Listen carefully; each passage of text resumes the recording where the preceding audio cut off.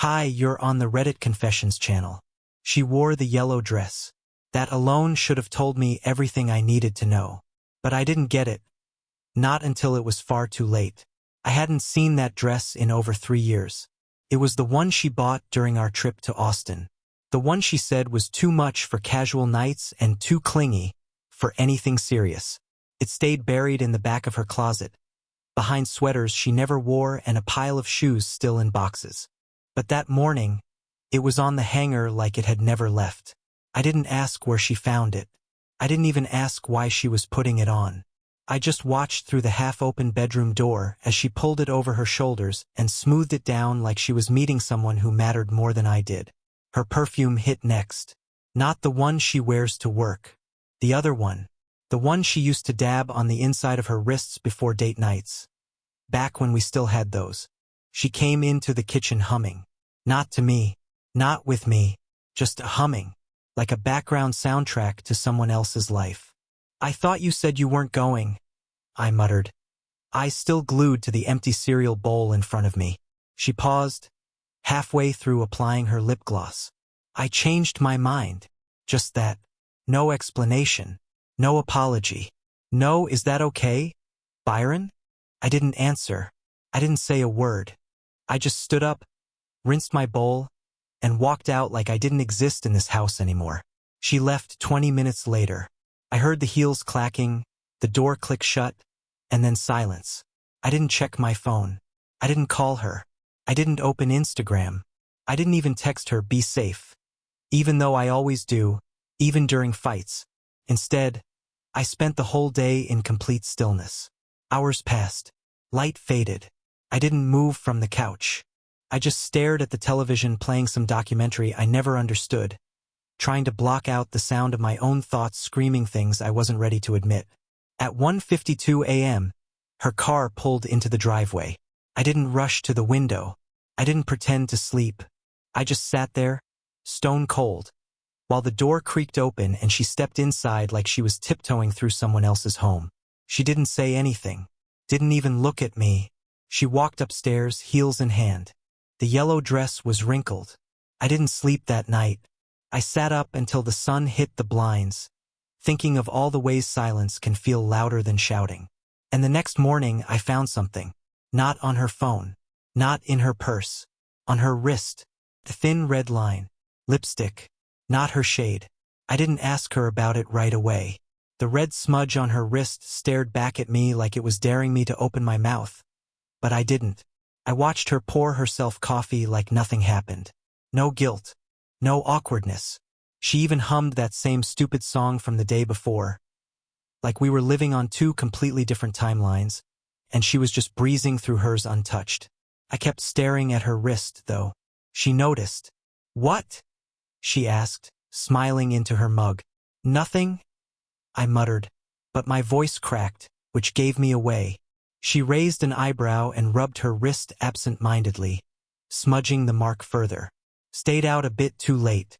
"I know," she said, like that explained anything. "Chloe got too drunk. I was the responsible one, if you can believe it." I didn't believe it. Chloe's the kind of person who records everything, literally. I've seen her Instagram stories stretch into tiny dots across the top of her feed like some sort of social media Morse code. So while Everly sat on the couch, legs tucked under her like nothing in the world could disturb her peace, I went to Chloe's page, scrolling, tapping, looking. There was no party footage. Nothing at all. Just a few blurry shots of cocktails from earlier in the evening and then radio silence. Which for Chloe, that was unnatural. Like she'd been told not to post. Or worse. She'd seen something she wasn't supposed to. Everly didn't ask me how my night was. Didn't ask why I slept on the couch. Didn't notice or pretended not to. That I hadn't said good morning or love you or anything else at all.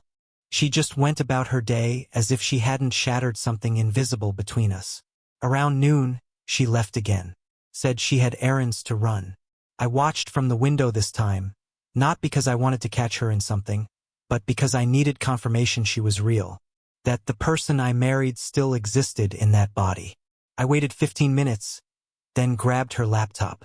Yes, I know it's wrong. But I was past the point of caring. I opened the browser. Her recent tabs were nothing unusual: Pinterest boards, Amazon cart, even a half-written email to her sister. But the search history, that's where my stomach twisted. How to delete party photos from shared cloud albums. Can lipstick leave stains on skin? Excuses for coming home late from a girl's night. That last one gutted me. It was time-stamped at 2:09 a.m. I just sat there, staring at the screen, feeling my chest collapse in slow motion. I wasn't even angry. Not yet. Just hollow. Like I'd been erased quietly while she danced in that yellow dress. When she came home, I didn't say a word. I just looked at her and nodded, and she smiled like nothing was wrong. And that smile, that was worse than any confession. I had a choice: ask her then and there, or wait, collect the pieces, put together the story myself. I chose silence. But that night, I did something I'd never done before in our marriage. I followed her, and what I saw made the red mark look innocent. I had no plan, no backup story, and no clue what I was doing.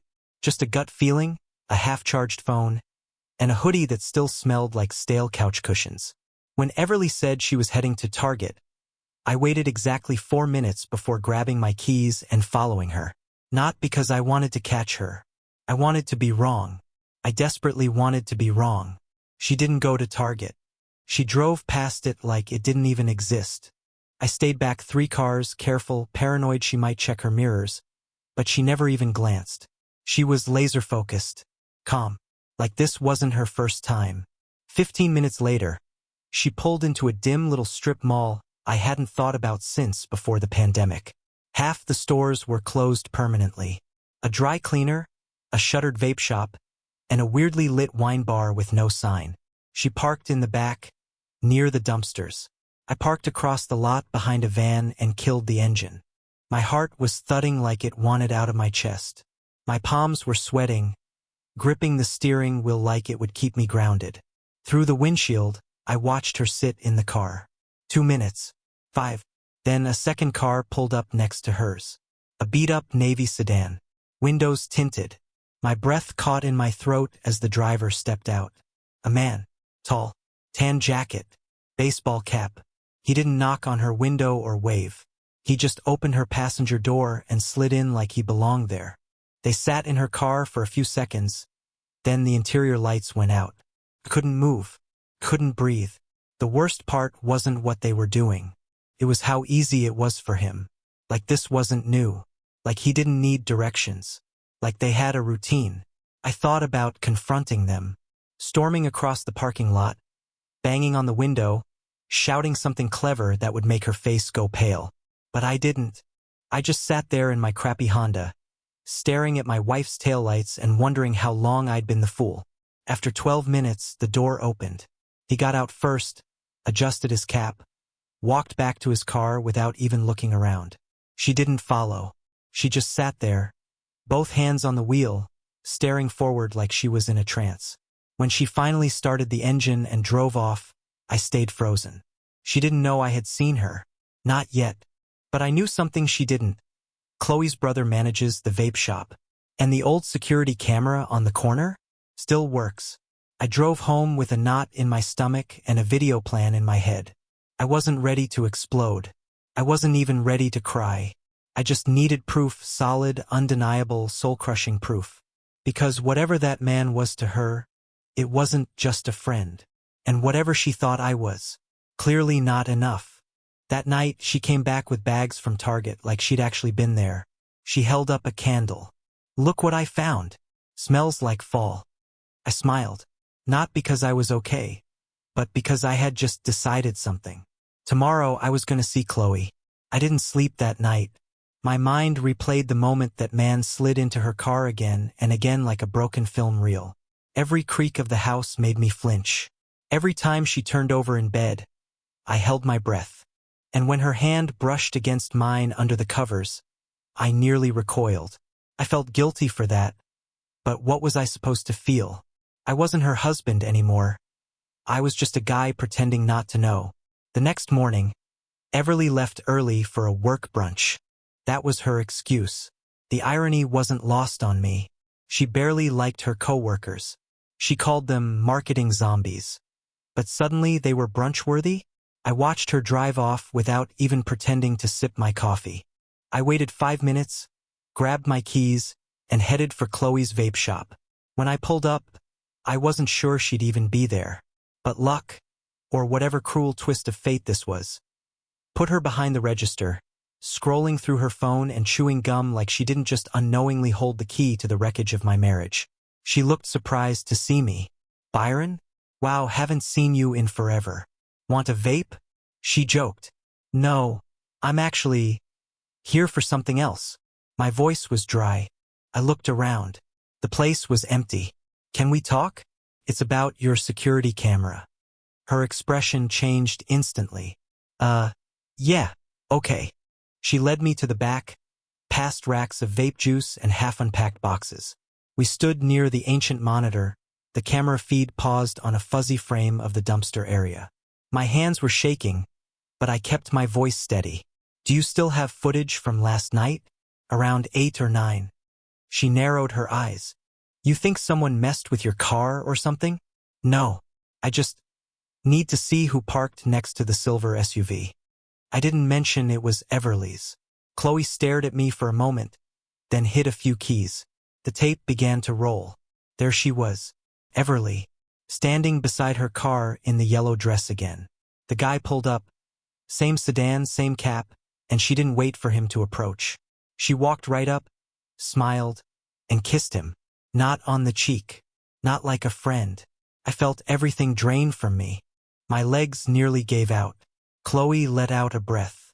"Dude." I didn't answer. I didn't blink.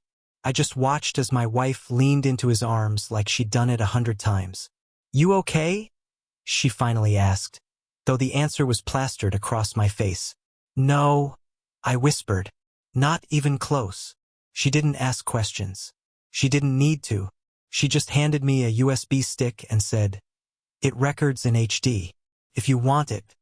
I took it. I said thank you, and I left. When I got back to the house, Everly was already home, humming again.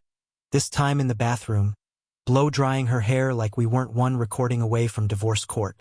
She yelled over the noise, "Hey, you okay? You've been weird lately." Weird? Weird is pretending you don't hear your wife lying with every breath. Weird is holding proof in your hand and still not knowing what to do with it. I stared at the closed bathroom door and almost walked in. Almost. But instead, I went to my office, shut the door, and opened my laptop. I needed to know who he was, and something told me this wasn't his first time either. I didn't even know where to start. I had high-definition proof of my wife cheating, tucked into a folder I renamed Receipts, like I was preparing for emotional tax season. But I couldn't confront her. Not yet.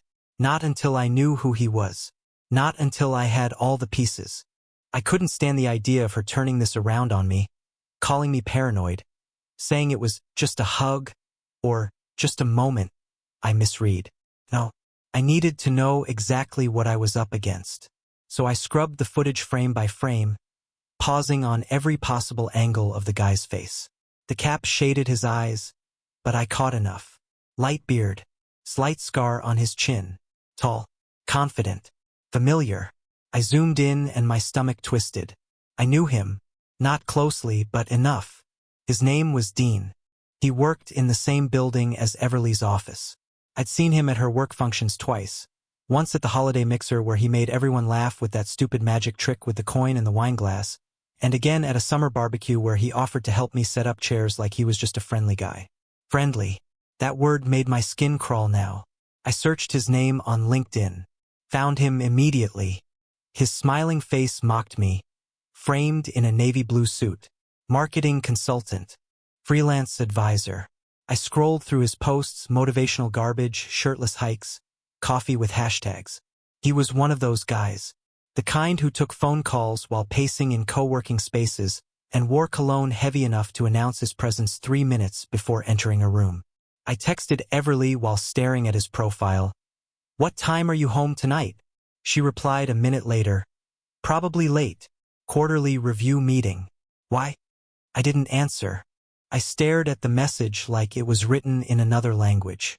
She was still lying. Boldly. Without hesitation. Still choosing him over the truth. My fingers hovered over the keyboard. I typed out, "I know." Then deleted it. Typed, "We need to talk." Deleted that too. I didn't send anything. That evening, I pretended to fall asleep on the couch again. She tiptoed in around midnight, thinking I was out cold. She didn't notice the USB was no longer on my desk. She didn't know I'd spent the whole day collecting every piece of digital trace I could find. I'd hacked into our cloud backup, something she forgot I set up years ago, and found a shared album with photos dating back months. Random selfies in cars that weren't mine. Blurry pictures of hands intertwined across a restaurant table. A photo of a coffee cup with his name scribbled on it and a heart. Every one of them was cropped. His face never shown. But it was always the same jacket. Same hands. Same angle. Dean. She'd been careful, but not enough. And now I had everything. Still, I said nothing. Not when she kissed me on the forehead the next morning.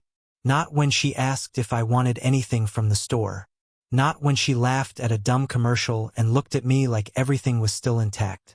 I watched her with this bizarre calm, like I was looking at a stranger play-acting my wife's role. Every smile was scripted. Every touch performed. And the thing that hurt most? She was good at it. I wouldn't have suspected a thing if I hadn't followed her. But now I had the truth.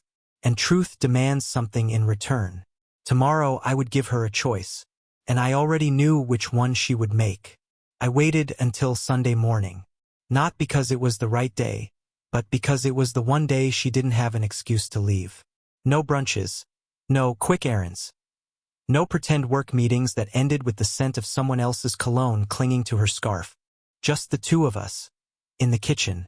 With the quiet hum of the fridge and the ghost of a marriage floating between us.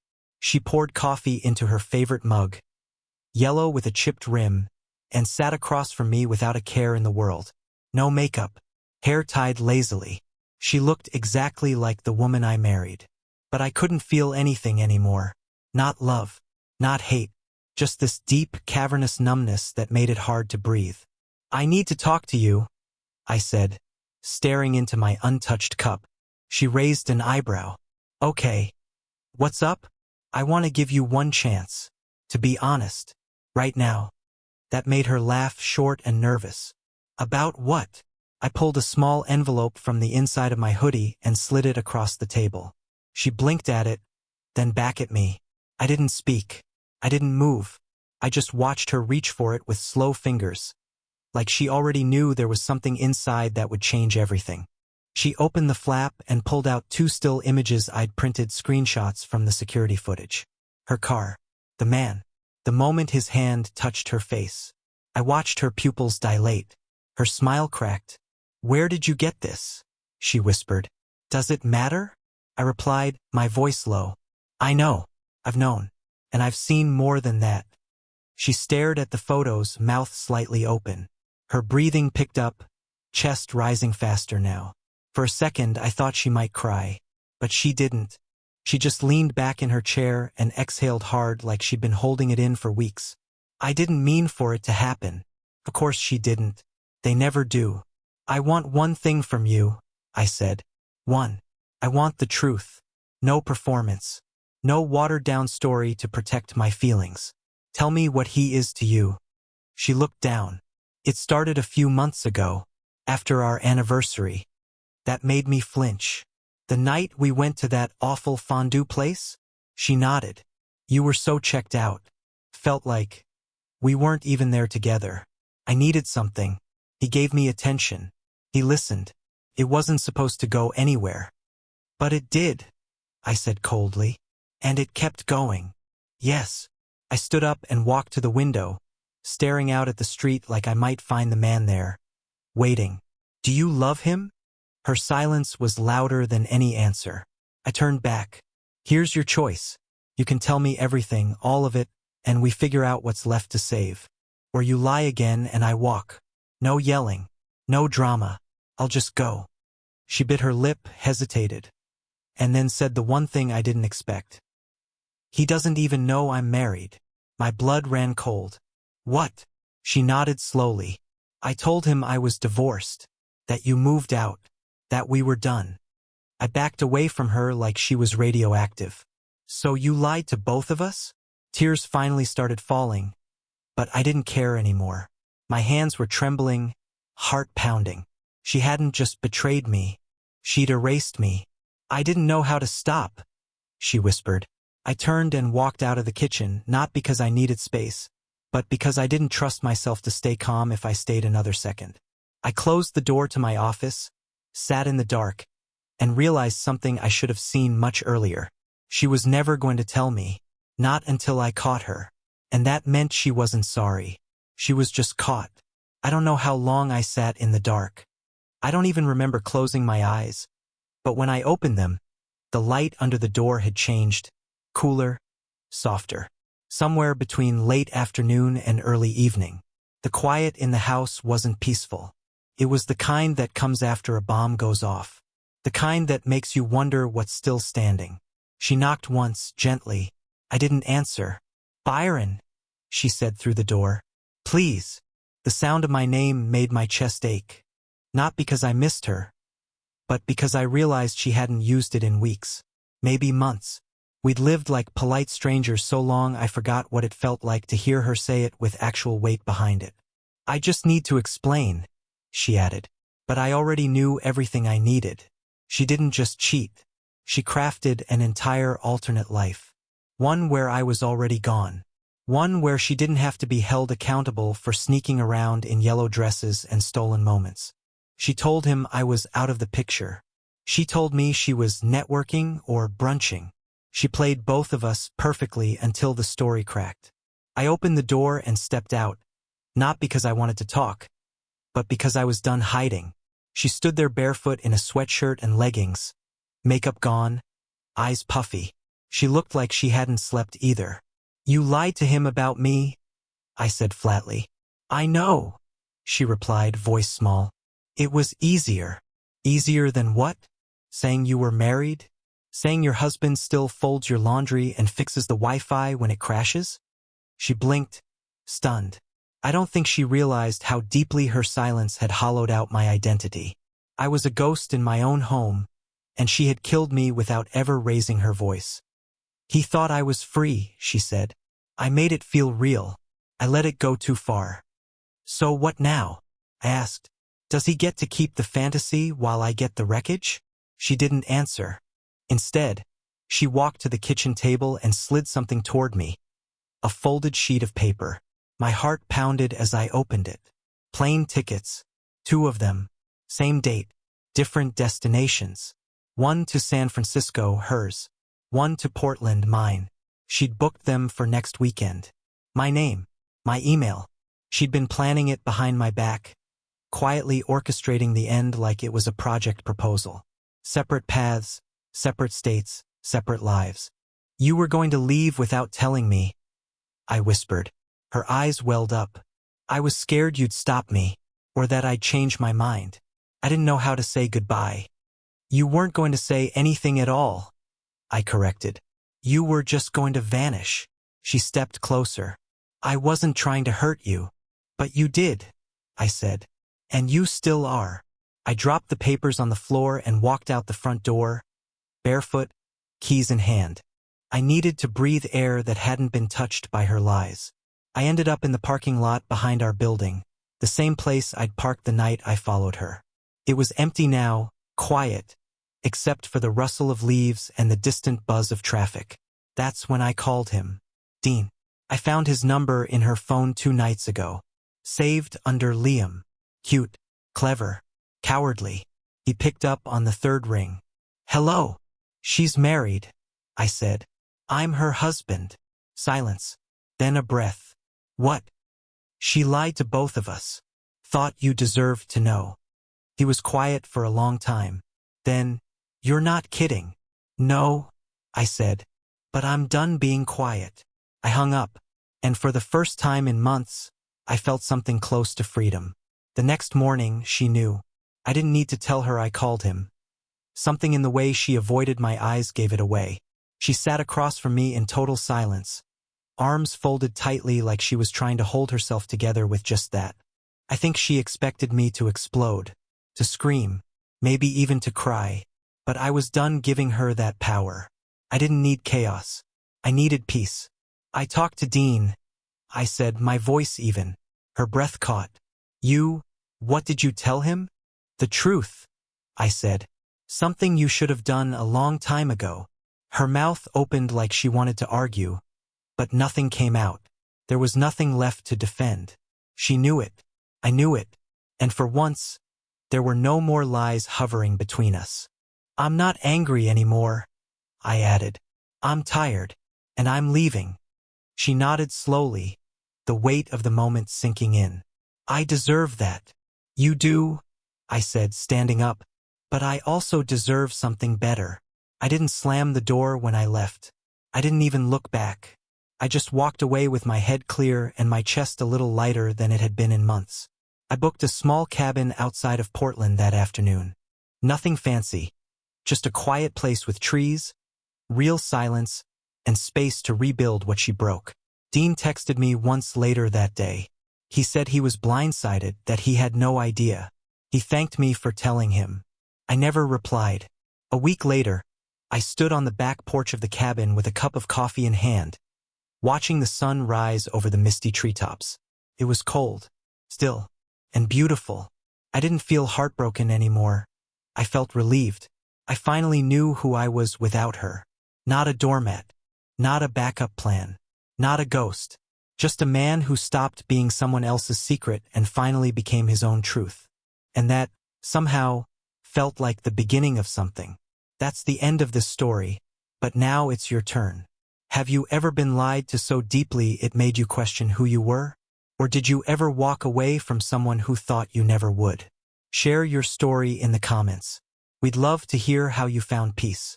And don't forget to subscribe for more real stories like this, only on Reddit Confessions.